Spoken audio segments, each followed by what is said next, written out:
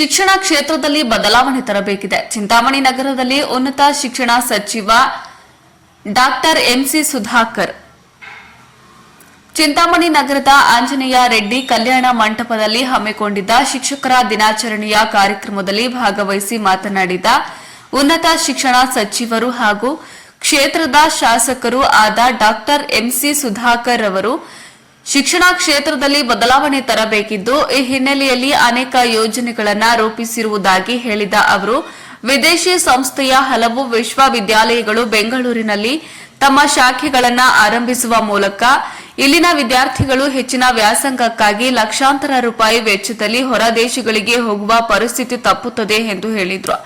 ಈ ವೇಳೆ ಶಿಕ್ಷಕರ ಸಂಘದ ಎಲ್ಲಾ ಸದಸ್ಯರು ಹಾಜರಿದ್ದರು. ವರದಿ ರವಿಕುಮಾರ್, ನ್ಯೂಸ್ ಬ್ಯೂರೋ, ಪ್ರಜಾಪವ ಟಿವಿ, ಚಿಂತಾಮಣಿ. ಒಂದು 20-30 ಕಿಲೋಮೀಟರ್ ಬಂದರೂ ಪರವಾಗಿಲ್ಲ, ಆದರೆ ಒಂದು ರೀತಿ ಸ್ಪರ್ಧೆ ಏರ್ಪಡ್ತಕ್ಕಂಥ ಒಂದು ವಾತಾವರಣದಲ್ಲಿ ಮಕ್ಕಳು ವಿದ್ಯಾಭ್ಯಾಸವನ್ನು ಮಾಡಬೇಕು ಅಂತಕ್ಕಂಥದ್ದು ನಮ್ಮೆಲ್ಲರ ಉದ್ದೇಶ. ಅದರಿಂದ ಇವತ್ತಿಗೆಲ್ಲ ಹಲವಾರು ಸಮಸ್ಯೆಗಳು ಇವತ್ತು ನಮ್ಮನ್ನ ಕಾಡ್ತಾ ಇದ್ದಾರೆ. ನಾನು ಇವತ್ತು ಶಿಕ್ಷಣ ಕ್ಷೇತ್ರದಲ್ಲಿ ಬದಲಾವಣೆ ತರಬೇಕು ಅಂತ ಇವತ್ತು ವಿದೇಶದ ವಿಶ್ವವಿದ್ಯಾಲಯಗಳು ಬೆಂಗಳೂರಿನಲ್ಲಿ ಸ್ಥಾಪನೆ ಆಗ್ತಾ ಇದ್ದಾರೆ. ಕೆಲವರು ಖಾಸಗಿ ವಿಶ್ವವಿದ್ಯಾಲಯಗಳು ನನ್ನ ಹತ್ರ ಕೇಳಿದ್ರು, ಸರ್ ನಮಗೆಲ್ಲ ತೊಂದರೆ ಆಗುತ್ತೆ ಅಂತ. ನಾನು ಹೇಳಿದೆ, ಯಾವ ರೀತಿ ತೊಂದರೆ ಆಗುತ್ತೆ ಹೇಳಿ. ಇವತ್ತು ಬಹಳಷ್ಟು ಜನ ವಿದೇಶದಲ್ಲಿ ಉನ್ನತ ವ್ಯಾಸಂಗ ಮಾಡಬೇಕು ಅಂತ ಲಕ್ಷಾಂತರ ರೂಪಾಯಿ ಖರ್ಚು ಮಾಡಿಕೊಂಡು ಹೋಗುವಂತ ಪರಿಸ್ಥಿತಿ.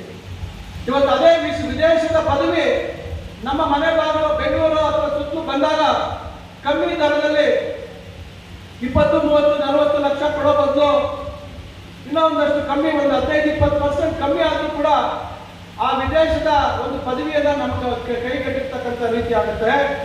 ಅವರು ಬಂದಂತ ಸಂದರ್ಭದಲ್ಲಿ ನಮ್ಮಲ್ಲಿರ್ತಕ್ಕಂಥ ಬೋಧಕರಿಗೆ ಒಂದು ಅವಕಾಶ ಆಗುತ್ತೆ. ಆ ವಿದೇಶದ ಕಾಲೇಜುಗಳಲ್ಲಿ ಬೋಧನೆ ಮಾಡತಕ್ಕಂಥ ಅವಕಾಶ, ಅವರ ಪ್ರತಿಭೆಗೆ ಅನುಗುಣವಾಗಿ ಅವಕಾಶಗಳು ಲಭಿಸ್ತವೆ.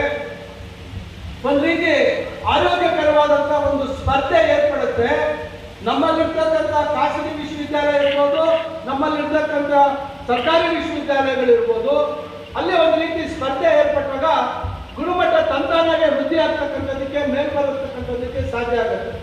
ನಾವು ಯಾವುದೇ ಆಗಲಿ ಸ್ವಲ್ಪ ಪಾಸಿಟಿವ್ ಆಗಿ ಯೋಚನೆ ಮಾಡಬೇಕು. ಹಂಗಾಗ್ಬಿಡುತ್ತೆ ಹಿಂಗಾಗ್ಬಿಡುತ್ತೆ ಅಂತ ಹೇಳುದು. ಬೆಂಗಳೂರಿನಲ್ಲಿ ಒಂದು ಉದಾಹರಣೆ ಹೇಳ್ತೀನಿ. ಮೆಟ್ರೋ ಬಂತು, ಮೆಟ್ರೋ ರೈಲ್ ಅಲ್ಲ, ಮೆಟ್ರೋ ಹೋಲ್ಸೇಲ್ ಬಂತು. ಬಹಳಷ್ಟು ಜನ ಅಲ್ಲಿ ತಲುಪೇಟೆ ಆ ಕಡೆ ಈ ಕಡೆ ವ್ಯಾಪಾರ ಮಾಡೋರು ಎಲ್ಲ ವ್ಯಾಪಾರಸ್ಥರು ಸ್ಟ್ರೈಕ್ ಮಾಡಿದ್ರು.